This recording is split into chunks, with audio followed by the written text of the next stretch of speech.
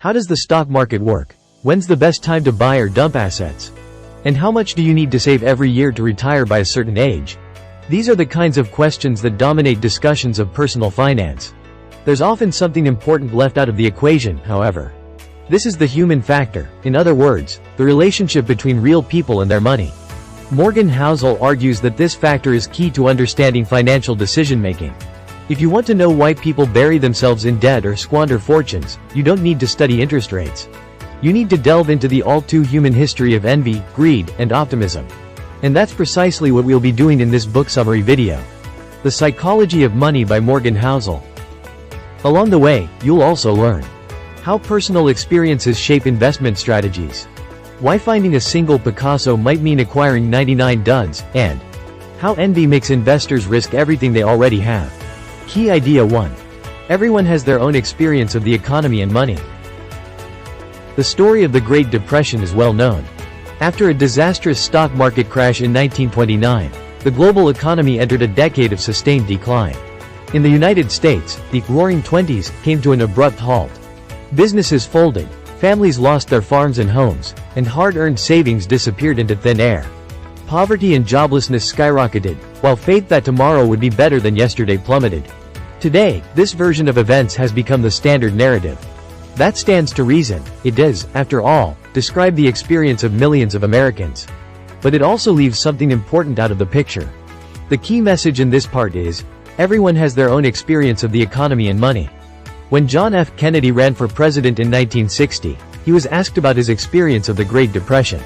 His answer surprised many voters. The Kennedys, he said, were already wealthy in 1929. And over the next 10 years, their fortune wasn't wiped out, it actually grew. By 1939, the family had more servants and lived in a bigger house than it had at the start of the decade. It was only when he went to Harvard and read about the Depression that he realized how badly many of his fellow citizens had suffered. Not all Americans, it turned out, had been in the same boat. Kennedy wanted to change that, which is partly how he convinced voters that he wasn't just an out-of-touch elitist, but a worthy president. But it's not only the rich and the poor who have contrasting experiences of economic life, we all do. The son of an unemployed farmhand and the son of a successful Manhattan stockbroker don't just come from different walks of life. They also learn profoundly different lessons about things like risk and reward when it comes to money. But, as we'll see later on, the same applies to equally well-off people depending on their individual life experiences. For example, a wealthy individual who grew up during periods of high inflation will have a different financial worldview than a similarly wealthy person who's only ever experienced stable prices. The resulting lessons of these different perspectives shape what we do with money.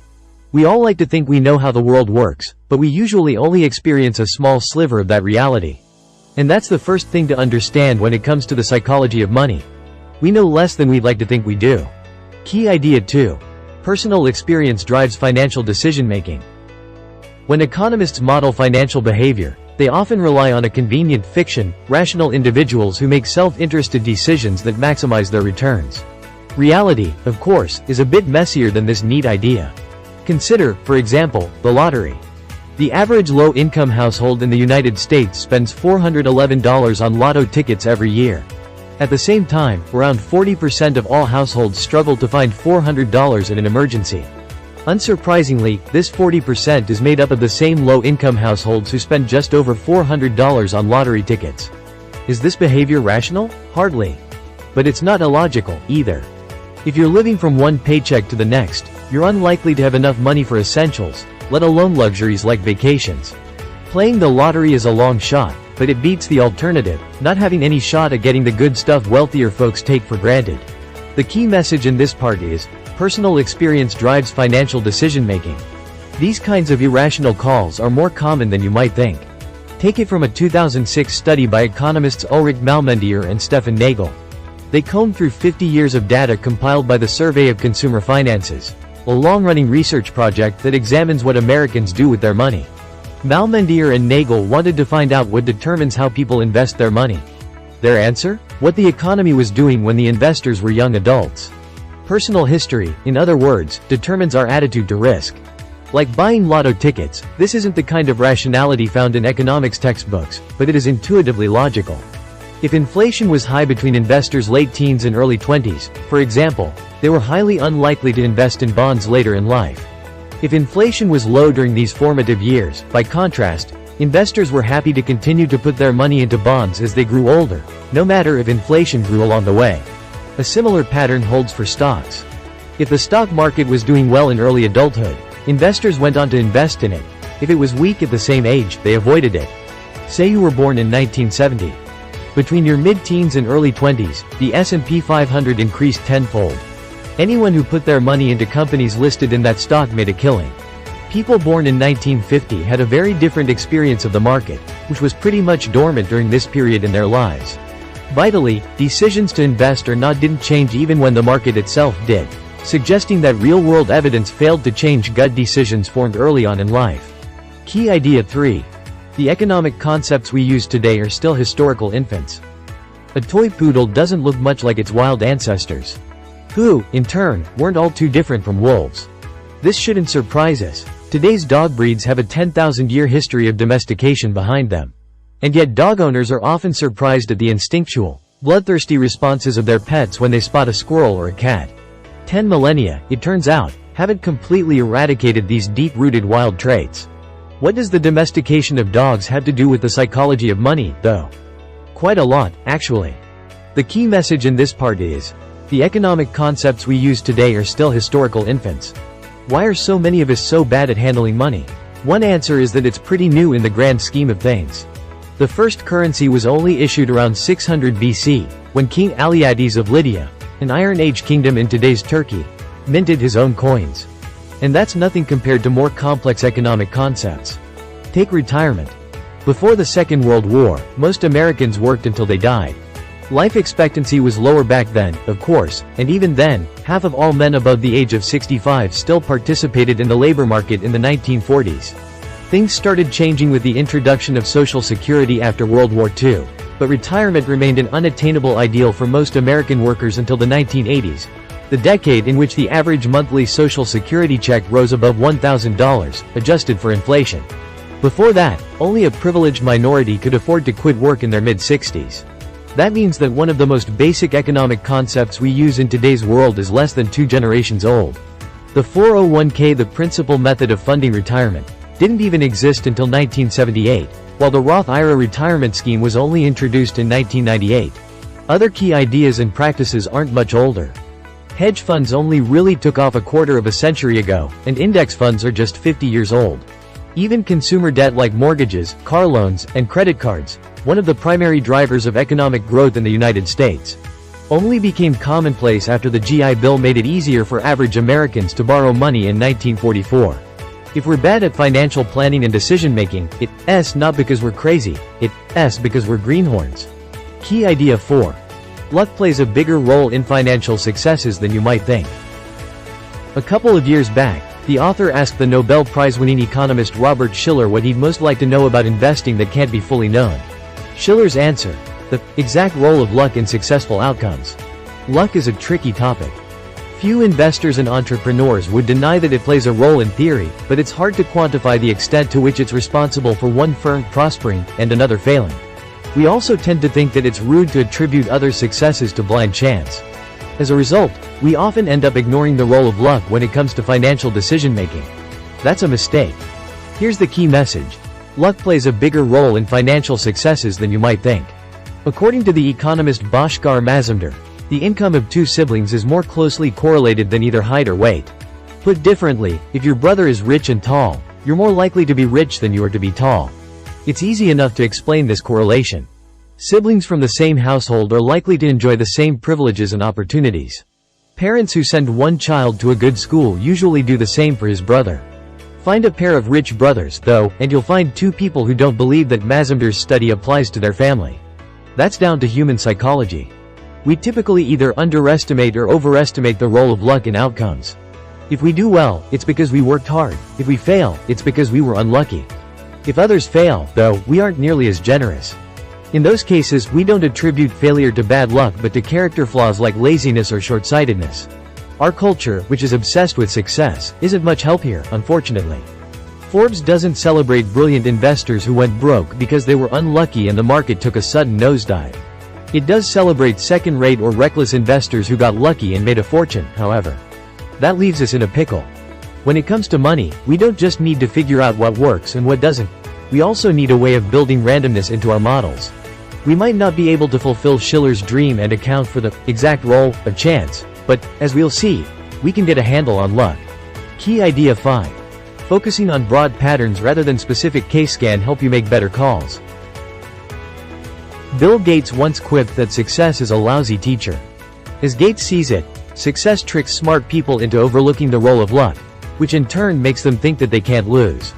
Paradoxically, that's a pretty surefire way of ensuring that you do lose. So how should you build chance and luck into your financial behavior? Well, here's what you shouldn't do. Obsess over the examples of specific individuals. When we study highly successful people, we usually end up picking outliers, the billionaires who've changed the way the world works, and that can lead us astray. The key message in this part is, focusing on broad patterns rather than specific cases can help you make better calls. Take John D. Rockefeller, one of the most successful entrepreneurs in history. When he started building his petroleum industry, he faced a problem. The laws of the United States didn't permit him to do what he wanted to do. His solution was simple: ignore them. His disregard for legal conventions was so great, in fact, that one judge said his business behaved no better than a common thief. Rockefeller's success shapes the way we think about this behavior. Looking back, it's easy to celebrate his vision and say that he refused to let outdated laws stand in the way of innovation. But what if he'd failed? Would we still think that Rockefeller's example is one we should follow? Probably not. At best, we'd see him as an unsuccessful criminal who taught us what not to do. But when you get down to it, the difference between these two outcomes is luck. A couple of different verdicts here and there, or perhaps a change in the political climate, might have altered Rockefeller's fortunes. More importantly, good luck is all but impossible to emulate. Even if you mimic every career step of someone like Warren Buffett, you can't ensure the dice will fall the same way for you as they did for him. So here's the alternative: stick to analyzing patterns of success and failure. The more common a pattern, the more likely that it's applicable to your life and financial decisions. Study after study, for example, shows that people who control the structure of their days are happier with their work than those who don't. Unlike the few cases of larger-than-life outliers, that's a broad observation you can act on right now. Key idea 6. Envy can make you reckless. Capitalism is great at two things: generating wealth and envy. Take a rookie baseball player who makes $500,000 a year. By any reasonable standard, he's rich. But say he plays on the same team as a superstar like Mike Trout, who makes $36 million a year. Suddenly, he's not happy with what he earns. He wants what others have. Meanwhile, high earners like Trout compare themselves to those who earn even more. To make it onto the list of America's top 10 highest-paid hedge fund managers in 2018, for example, you had to have earned at least $340 million that year. Even Trout is small fry by that standard. In capitalist terms, there's nothing morally wrong with envy. But there is a practical problem. The key message in this part is, envy can make you reckless. When is enough enough? Just ask Rajat Gupta. Born in a slum in Kolkata, India, Gupta worked his way up the corporate ladder to become the CEO of management consulting firm McKinsey. When he retired in 2007, he was worth $100 million. He could have done anything. But Gupta was envious. He wanted to be a billionaire. In 2008, Gupta, a member of the board of directors at Goldman Sachs, learned that Warren Buffett was about to invest $5 billion to keep the firm afloat during the financial crisis. 16 seconds after hearing this news on a conference call, long before it was made public, Gupta dialed the number of a hedge fund manager and bought 175,000 shares of Goldman Sachs. This was insider trading and strictly illegal. Gupta didn't care. He just made an easy $1 million. By the time prosecutors caught up with him, he'd racked up $17 million in a string of dodgy deals. It hadn't made him a billionaire, but it was enough to earn him a hefty prison sentence. The moral of this story? Envy drives bad calls, and the cost of those calls is a lot higher than the gains you stand to make. Think of it this way: if you have an insatiable appetite, you'll eat until you're sick. But throwing up is a lot worse than any meal is good, so you don't do that. Leaving opportunities on the table doesn't necessarily mean you're missing out. It's often recognition that trying to devour everything will push you to the point of regret. In other words, don't be Rajat Gupta. Key idea 7. Amassing a fortune is easier than keeping hold of it. There were few better stock market traders in early 20th century America than Jesse Livermore. Born in 1877, he helped build Wall Street. By the age of 30, he was worth $100 million in today's dollars. Just before the crash of 1929, Livermore made the best decision of his career. He took a short position and bet that stocks would decline. Sure enough, the market lost 1/3 of its total value. While fortunes were liquidated and news spread of bankrupt investors leaping from office windows, Livermore returned home to his family with great news. He just made the modern equivalent of $3 billion. Happy ever after? Not quite. The key message in this part is, amassing a fortune is easier than keeping hold of it. Remember what we said about success being a lousy teacher? Well, after his big win in 1929, Livermore thought he was untouchable. He placed larger and larger bets and lost big, again and again, until his fortune was gone. Broke and indebted, he took his own life in a Manhattan club in 1940. Getting rich, it turns out, is sometimes a lot simpler than staying rich. It's easy to see why people who are good at the former often struggle with the latter. Making money is all about risk, optimism, and courage. Keeping money is an entirely different psychological ballgame. It's about the fear that everything you've made could be taken away. Staying rich also means being humble. After 1929, Livermore thought he was a genius who couldn't take a wrong step. He'd have been better off recognizing that luck had played its part, and that his success couldn't be repeated indefinitely. There are lots of Livermores out there, though their stories aren't usually as tragic. Around 40% of all publicly listed companies lose their entire value over time. And the Forbes 400 list of America's richest people has a 20% turnover per decade, excluding cases of death and intra-family transfers. So how do you keep what you already have? In a word, perseverance. The entrepreneurs who do best stick around for a long time without wiping out. What they all have in common is a little thing called fear. As the multi-billionaire venture capitalist Michael Moritz puts it, when you're scared of losing, you look at potential wins through a different lens. Few gains are large enough to justify risking losing everything you already have. And when you take that view, you're much more likely to make better calls. Key idea 8. You can be wrong half the time and still make a fortune. According to his own account, Heinz Berggruen didn't show much promise in his youth. When he was forced to flee Nazi Germany in 1936, he wasn't sure what to do with his life. After studying literature at the University of California, Berkeley, he worked as a journalist with a sideline in art criticism. In 1940, he bought a small watercolor by an artist called Paul Klee for $100. It was the beginning of a lifelong passion for modern art. Fast forward to the 1990s, and Berggruen had become one of the most successful art collectors of all time. In 2000, he sold his collection to the German government for 100 million euros. Given that it contained a large number of Picassos, Klees, Matisses, and Braques, that figure was nowhere close to its real worth, which was estimated at $1 billion. It was one of the most important collections in the world. The key message in this part is, you can be wrong half the time and still make a fortune. How did Berggruen amass this impressive collection of the 20th century's greatest artists? Was it skill, or just luck? The investment firm Horizon Research has a more interesting answer.